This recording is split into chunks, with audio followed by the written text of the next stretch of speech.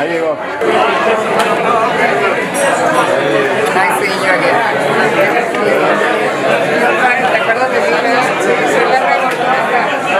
To the Southeast Democrats of Los Angeles, from the bottom of my heart, I want to thank each and every one of you for your support, for your endorsement of my candidacy.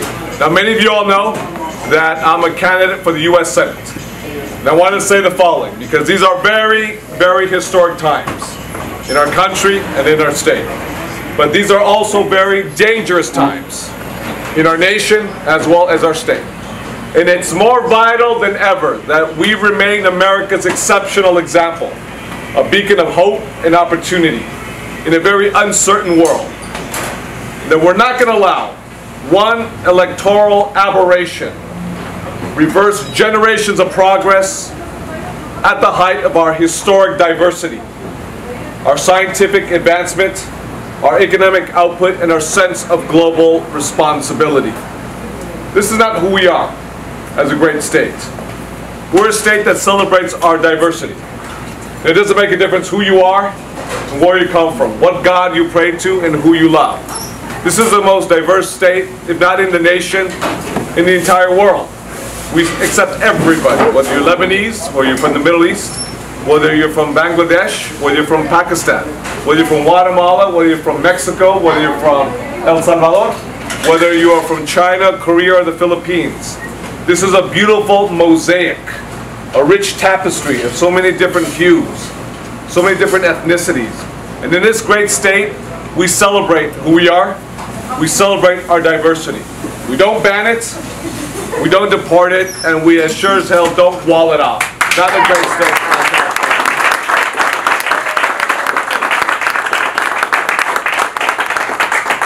It is time that we usher in a new generation of leadership, to have a new voice that represents each and every one of you, that brings new ideas and new energy, that brings a different type of perspective, one that's reflective of today's California, not the California of 25 years ago.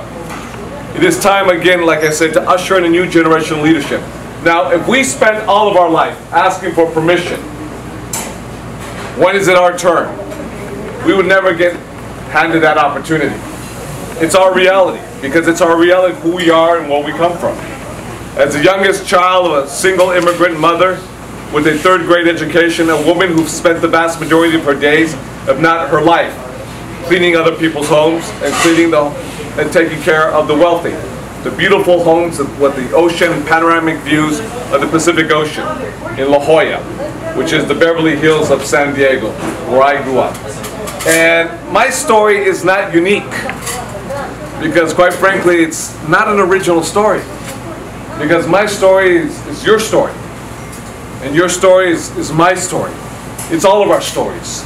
And it's reflective of our hopes, our dreams, our aspirations for our children, for our family members, for our next door neighbors, and the kind of life that we want for our community, for our loved ones, for our family members, for our state, for our nation. And this is why this race is so poignant today. That's why I made the decision on November 9th, the day after the election, 2016. I can say this: I am so proud of each and every one of you. I am so proud of the Democrats of Southeast LA and all Californians, because by a margin of 2-1, in the millions, Californians rejected the politics fueled by resentment, fueled by bigotry, and fueled by misogyny. This is who we are. This is who we are. And that's why I said we will lead the resistance. Now, I got criticized, and no doubt about it, I had some Democrats criticize me as well. We have a new commander-in-chief. We have to find common ground and work with each other, because he holds so much power as the chief executive, the commander-in-chief, the most powerful position in the world. But I don't believe that you compromise on your values and who you are. And I can say that had Jeb Bush won the presidency, had John Kasich won, had even someone like Chris Christie he won the presidency, or Lindsey Graham, I'd say I'd be disappointed, like all of you, as Democrats. But I'd get over it in about a week and then try to figure out where we can find common ground. Where we can't find common ground, then we engage, we debate, we dialogue, we fight, we argue, all within the parameters of normalcy, within the spirit of the American body politic. But I, like many of you here, identify that this is highly unusual. This is something unlike anything we've ever seen in our lives. Something that was quite extraordinary. And so we're not going to compromise our values, because you cannot negotiate with this man. And we just witnessed it just the past few weeks with the issue of DACA. Which, by the way, when we talk about dreamers and DACA, let's put this in context. We all want comprehensive immigration reform. Given the makeup of Washington today, it's too complex. It's perhaps maybe even impossible. You need to change the Congress as well as the executive branch. But when we talk about DACA and when we talk about dreamers, that's low-hanging fruit. That's not complex. Because we have polling that has demonstrated that Republicans and Democrats together support overwhelmingly these young students, these young entrepreneurs, these young men and women who serve time in our military, protecting this nation. They said, no problem. We support dreamers. But we see how dysfunctional Washington, D.C. is with something that's low-hanging fruit, let alone something that's much more complex, comprehensive, when we're talking about 11 million hard-working families. Because I know that we all agree that regardless of your legal status, in particular, if you're undocumented, and if you obey our laws, if you pay your taxes, if you pledge your allegiance to the red, white, and blue, you deserve to become a full-fledged American of the greatest nation in the world. Am I right? Yes. So that's why I made the decision that we will resist. And 2 weeks thereafter, I made the decision to hire the former Attorney General of the United States of America, Eric Holder, to be my senior counsel, to help inform me in decisions I need to make to protect our economic prosperity, to protect our progressive values, to protect our people. Now, we're the 6th largest economy in the world. There are only 5 economies larger than that of California. The United States of America as a whole, China, Japan, Germany, depending on the fluctuations of the sterling, the pound, the United Kingdom, and at number 6 is your great state, the state of California. And that's something to be very proud of, because when you round out the top 10, at number 7 it is France, number 8 is Brazil, number 9 it is a nation that's been in the news quite a bit and will be so for the foreseeable future, Russia, and number 10 it is Italy. So California's GDP is larger than that of Vladimir Putin's Russia, to put this in context. And all of you contribute, but especially your parents, contribute to making this the 6th largest economy in the world. You know, Nestor just stated that all roads lead through Bell, Southeast LA. He's proud to be city council member of Bell. You know, I'll take it a little larger than that. I'll amplify it, Southeast LA. So whether you're from Southgate, whether you're from Cudahy, Commerce, Maywood, whether you are from Bell Gardens, whether you're from Linwood, Southeast LA, when you go out the street and you look at the people here in Southeast LA, you see hard-working people.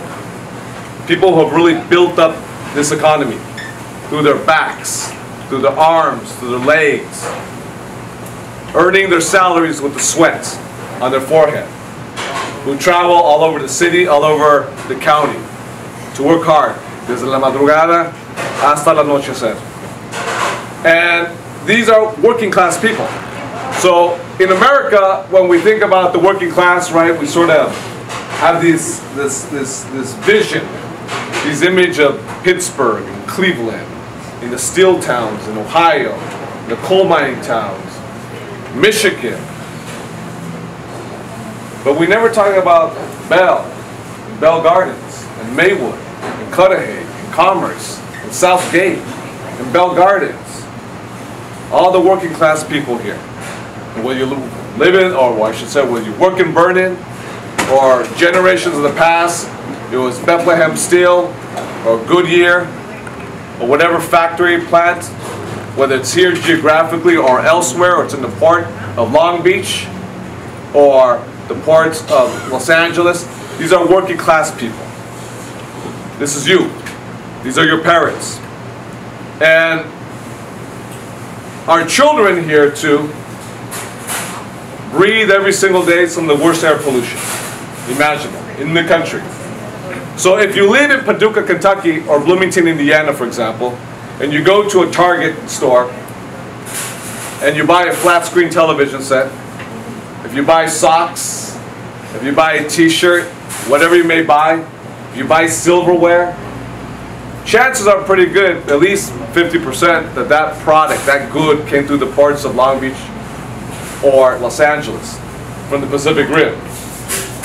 Which means when it comes up the 710 corridor, it means that price point for someone who lives in Midwest America, let's say Paducah, Kentucky, or in Bloomington, Indiana, that price point was subsidized by the lungs, los pulmones, of a young girl and a young boy who lives in the southeast part of Los Angeles, with all the trucks of the goods movement rolling up the 710 freeway.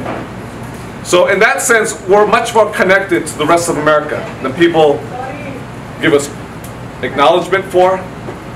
And that's why we have to be proud of who we are. We have to be proud of where we come from. We have to be proud of our parents and our grandparents, you know. And some folks are immigrants themselves, their parents aren't here. It's them themselves that are the pioneers of their family members for future generations who come here. But that's why I'm proud of Southeast LA. You know, and I'm proud of the hard-working folks here. You know, Southeast LA's had its share of problems. There's no doubt about it. We know that. Southeast LA has congestion, air quality issues, housing issues. It's like many other communities up and down the state of California. But what gives me confidence is that in your elected officials and young Democrats here who aspire one day, after you cut your teeth politically, rolling up your sleeves and helping others, then you have people who want to improve the community. You have people who say, I want to make this a better place. You have people who say, this is my community, and I'm proud of it. And I want to make it a better place for my children and my children's children.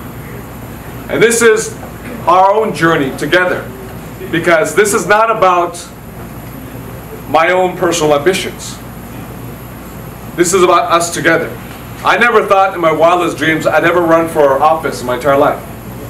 I was never a city council member, I was never a mayor, I was never a school board member, I was never a community college trustee, I was never a water board member, I was never a young college Democratic president, I was never a president of a club like the Southeast, you know, Democratic Club. I was never a senior class president, ASB president. I was never elected to anything in my life. Nobody ever wanted to elect me to anything. You know? Not until I ran for the assembly. That's when I got elected to anything in my entire life. And quite frankly, I thought I'd lose. I thought I'd lose. You know, I ran against the granddaughter of a legendary labor icon who has his own personal stamp, Cesar Chavez. La nieta Cesar Chavez, Cristina Chavez, who's a very wonderful person. Very good human being, a fine candidate. I'm honored because she's endorsed my candidacy as well. I thought I was going to lose, to be honest with you. I thought I was going to lose. I'd walk doors and, you know, knock on the doors and, you know, and I'd see all the mail and these beautiful mail pieces con el águila de los campesinos and with the big red shirt. And I remember there was one who had a beautiful picture with Christine Chavez in the front, and Antonio Villaraigosa, and Steve Wesley, and Jose Huizar. It was a beautiful march. It was a powerfully symbolic. And I looked at it, and I sat down on the steps of the lady's house who I've yet to even knock on the door. And I just said, I just prayed, I said, oh Lord, when I lose this race, just make it respectable. That's the only thing I'm asking for. Make it respectable. Make me lose like this. Don't make me lose like this. You know, porque se van a burlar de mí. You know, and but I believed in myself. It took a little while actually, and some folks helped me believe in myself, and I did, and we won. You know, with a sizable spread. But I never thought I'd be a senator either. I never thought I'd be a senator. Never. No plans. I ran for speaker. You guys know my history. And I came up a few votes short. I think it was 2 or 3 votes short. So I thought my career was over. Ahí está. Ahí se acabó todo. You know. And then one thing led to another, and I ran for the Senate. And I also ran to become the first Latino to be the president of the Senate in more than 133 years.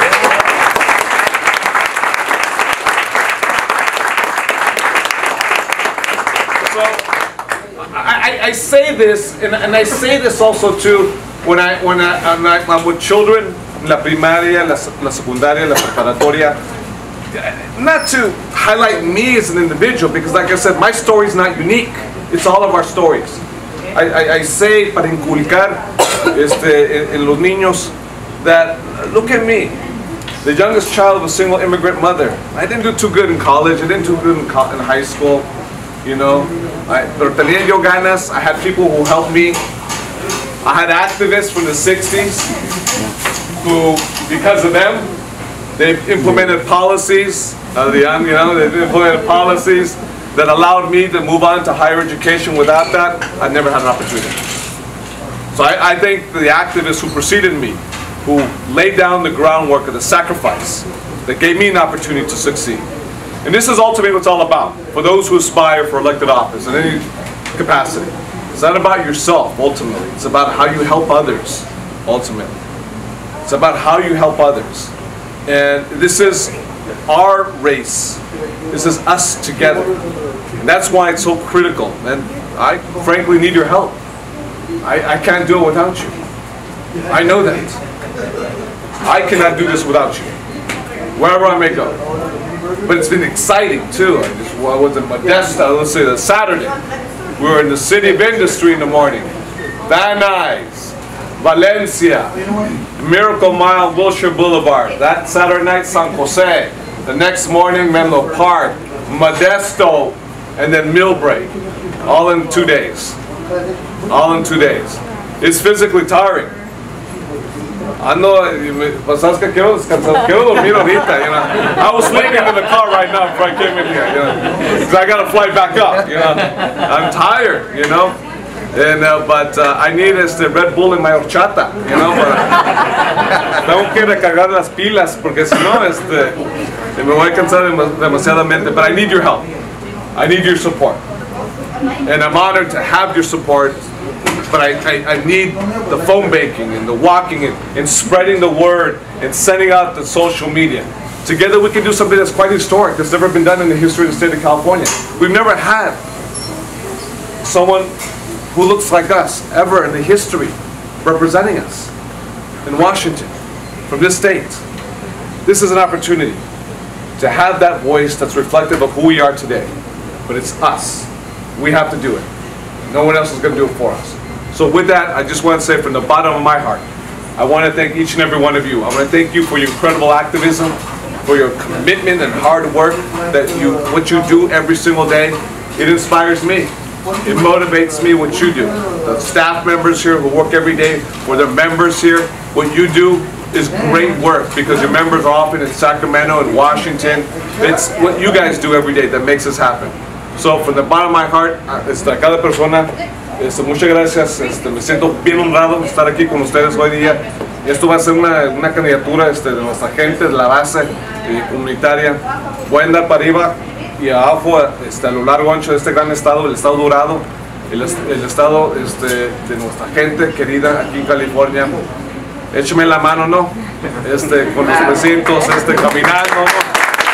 Haciendo los demás. Por eso, muchas gracias. Thank you much, everybody. Thank